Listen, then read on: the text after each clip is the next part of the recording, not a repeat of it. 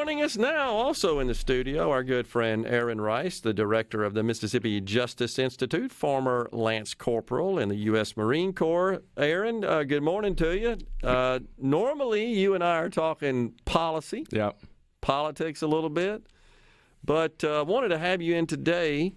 It is our understanding that you served our country in the Middle East. Were you in Afghanistan? No, I was in Iraq. In Iraq, okay. So you got to have some thoughts about this. You can't help but see the scenes being projected across all the media in the world, honestly, about what's going on there in Afghanistan in the last few days. What do you think? Well, I mean, like you said, we come on normally to talk about policy and cases that we're filing, and I'm usually excited to talk about that. To be honest with you, I'm not too excited to be here today under these circumstances, and so, I just feel sad, honestly. I mean, it's a very sad thing to watch. I think that in the back of all veterans' minds has always been, how this would end and what it would look like, and kind of a fear that it would look something like this, and a hope that it wouldn't. And so, this really takes me back to 2014. Like I said, I served in Iraq, and so seeing ISIS take over, Iraq and Al-Anbar province was just gut-wrenching. And the horrific things they were doing there, burning people alive in cages and throwing people off buildings and all kind. I don't even want to speak of it. It's just so evil, and that was just sickening to watch. And so I think for a lot of veterans, this is different, of course, but there's kind of a replay of some of those same feelings. And, I want to say, too, while we're on that topic, though, of those feelings that veterans will have, that, a lot of veterans have, still struggle with kind of hopelessness and despair. And things like this really can bring back a lot of bad memories for some veterans and maybe add to that hopelessness and despair. And so, if you're a veteran out there and this is getting you down and getting you in a bad place, I just want to remind you, we all know it, but just reach out to your battle buddies. I don't care how long it's been since you talked to them. If you know how they feel about this stuff, or you worry that maybe they won't understand, I promise you they will understand. And so just reach out. All of us that served, that was the most significant time in our lives, and we would all do anything for each other. So I promise you, your buddies will be there for you. Just reach out. They would never want to find out that you felt this way and didn't reach out to them. Excellent advice. It's just, regardless of what you think about our policy as a country with respect to foreign affairs, and certainly when it comes to any kind of military operations and occupation, it's a thorny subject. And it's very controversial. There are very strong views, as you well know, on both sides of that, from isolationists to interventionists to, don't stay out of everybody's business to we got to police the world. And then all points in between of that range. But that being said, a member of the armed forces, such as yourself, you just go where they tell you. Yeah, exactly. And when they tell you to go to, in your case, Iraq, in the case of these soldiers and other members of the armed forces in Afghanistan, they're just taking orders and responding to those. But you want to feel some sense of accomplishment. It doesn't matter what the endeavor is. That's just fundamental core human nature. For sure. And when you come away, I got to believe that those that you were just addressing, and they see that, well, all this is just for naught down the tubes. 20 years of it, it's just got to be gut-wrenching. Yeah, it certainly is. And I'll start by the first part of that you said, which is so true what you just said. It is a highly charged political issue. But it's just amazing, when I was over there, it was 2005. Iraq was probably the biggest hot-button issue in U.S. domestic politics and constantly being fought and argued about. And none of us over there talked about the politics of it, ever. Yeah. I mean, service members just don't care about the politics of it whatsoever, or the finger-pointing or the blame-shifting or any of that. Do not care. And, they just go, just like you said, they just go where they're told. And all they want to do at the end of the day is do a good job, be there for their buddies, make the world a better place if they can, and come home alive, if they can. And that's all they care about. But you're exactly right that it is a thorny issue for veterans because, just like I said earlier, we've seen this playing out for 2 decades. everybody knows that it's a very, it's, kind of a quagmire in a sense. And how do you get out of something like this? And what does that look like?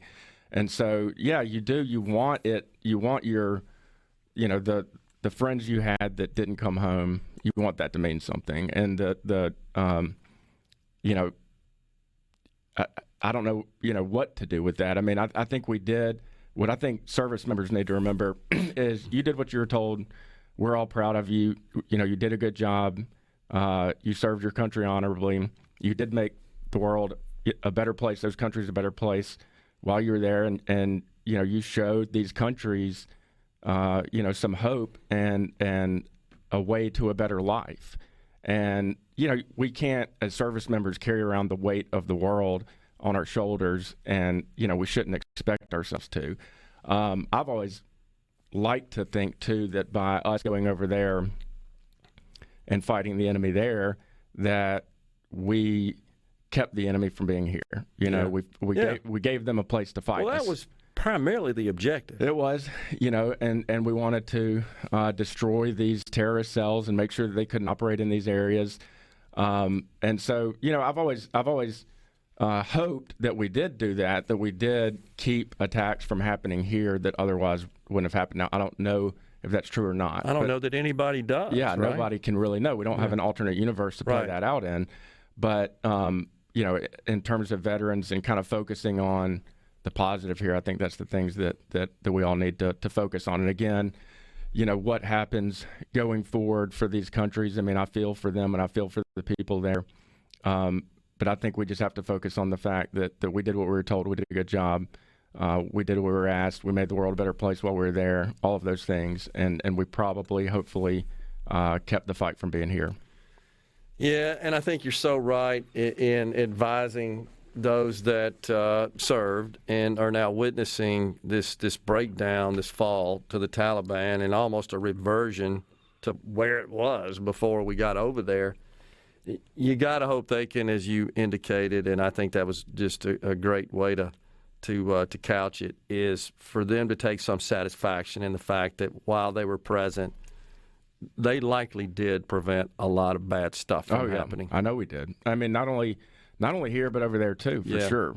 I mean, we all know we did, and that's what I think. As veterans, you need to focus on the everyday things that happen.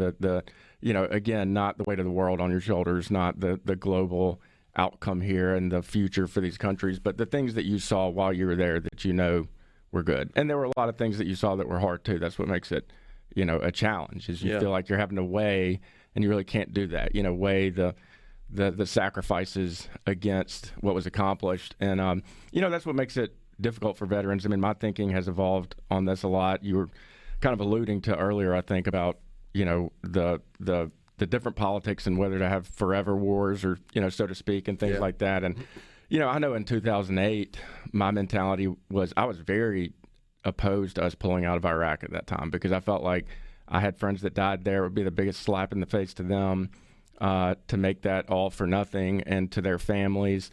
And so, I just absolutely was against it. But then, over time, you kind of realize that, we can't just focus on the past sacrifices we've made. We've got to focus on the future and what's the best decision too. And, honestly, I know my friends that didn't make it back would not want us to stay over there if we didn't think it was right for our country, just to kind of feel like we were avenging their deaths. They wouldn't want that. And so, you kind of have to, every veteran's different. I mean, you can ask, a million different veterans, you'll get a million different answers on this stuff. But, for me, I know that over time, I've just gotten to the point where I think, we're a democratic republic. At the end of the day, the American people decide where we spend our blood and treasure and why. And, I don't think the American people don't support continuing this indefinitely. I mean, could we? Sure. I mean, this is not 2014 or 2010 when we were losing 500 people a day in Afghanistan and we had hundreds of thousands of troops there. So, we could probably stay longer if we wanted to. But at the end of the day, We shouldn't be asking people to go over and risk their lives, or parents to lose sons and daughters for something that the American people don't want. It turns into a Vietnam situation It does. fast. Can you hang around? Yeah, for sure. We got Aaron Rice, the director of the Mississippi Justice Institute, also veteran, served in the Middle East as a Lance Corporal in the U.S. Marine Corps. We certainly thank him for that. Stay with us. We'll be right back. We've got Aaron Rice, the director of the Mississippi Justice Institute, also served in the Middle East proudly as a member of the United States Marine Corps. On the C Spire text line, Jeff Smith, our friend, Representative Jeff Smith, you remember him from Columbus, says, haven't been able to listen to the show today yet. However, while at work, I've seen several articles on my computer indicating President Biden has got some sort of agreement or the word of the Taliban to allow American citizens and Afghanistan citizens safe passage to the airport. Surely we're not trusting the Taliban. That is correct, Jeff. We actually touched on that a little bit before Aaron came on, and I'm just hoping that our leaders don't trust a regime. Look, the communist Chinese, they mire and they specialize in. They're experts in deception. That's what they do, in duplicity. That's how because what they're trying to do goes against just fundamental human rights and human nature. Yeah. That's why they lie. Yeah, for sure. And I mean, you're saying it, but these people are evil. They're just evil. I mean, absolutely evil.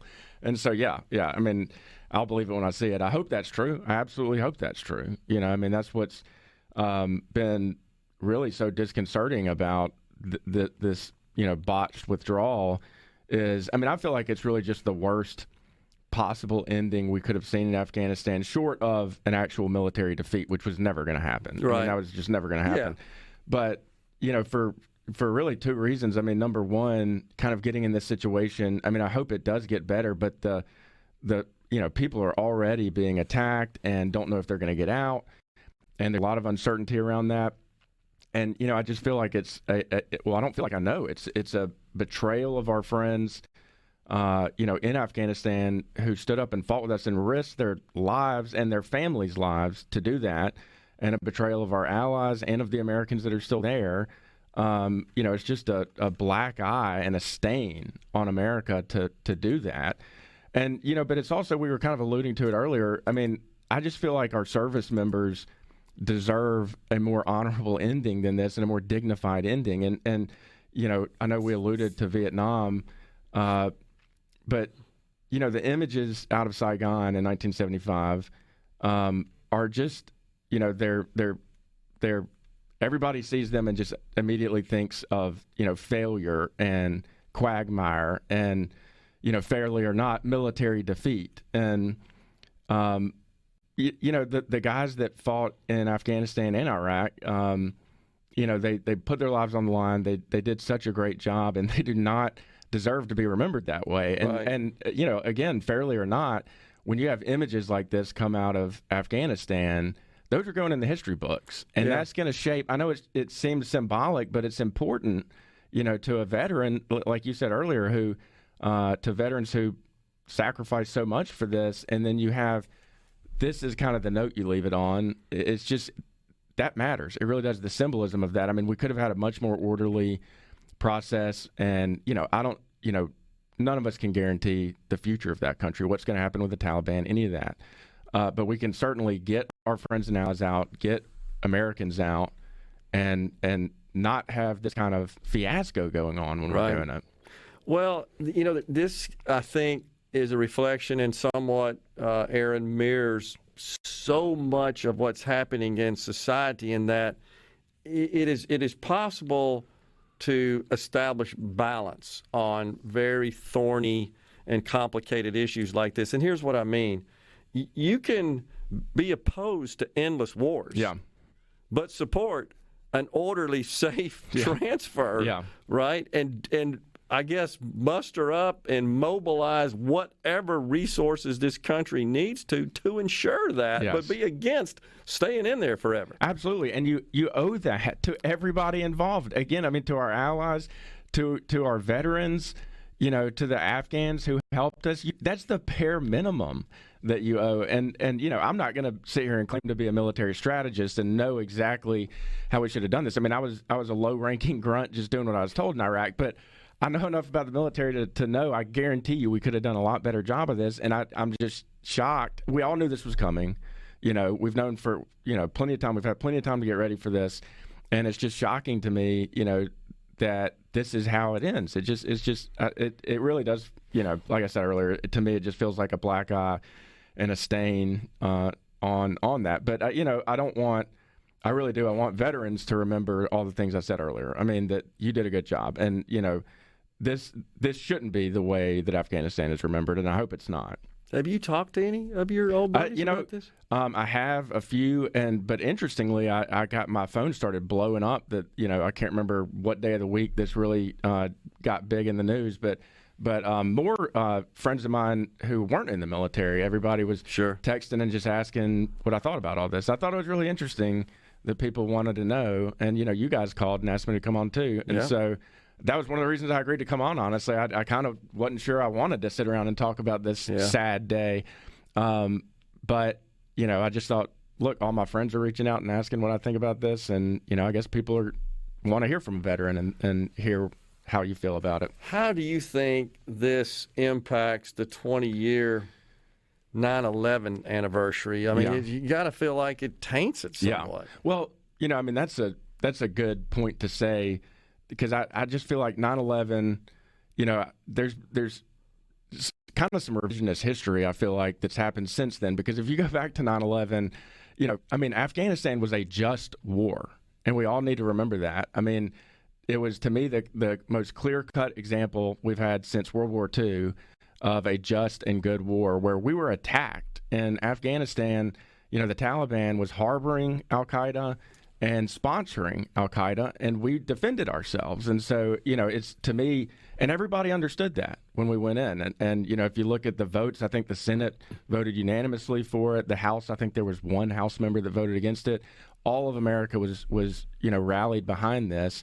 And, since then, obviously, feelings start to change and people kind of start remembering it all a little bit differently. But I just want to remind people that this was a just war. And, that doesn't mean you have to want to sign on for 20 years or nation building or endless wars or any of that. But we did, what we should have done. And in terms of, how this affects it, I'm not sure, Gerard. I hope it doesn't affect it, when we come up on 20 years. I mean, I still have hope. I mean, I think that, it's crazy that you've got kids in college right now that weren't alive during 9/11. Yeah, I mean, that's just insane to me. But I think for a lot of Americans, especially when it is the anniversary of 9/11 and we stop and think about it, we still remember. That's one of the few things that, maybe not, it doesn't unite us the way it did back then, but I think everybody remembers where they were and how terrible that was and the feelings that we had.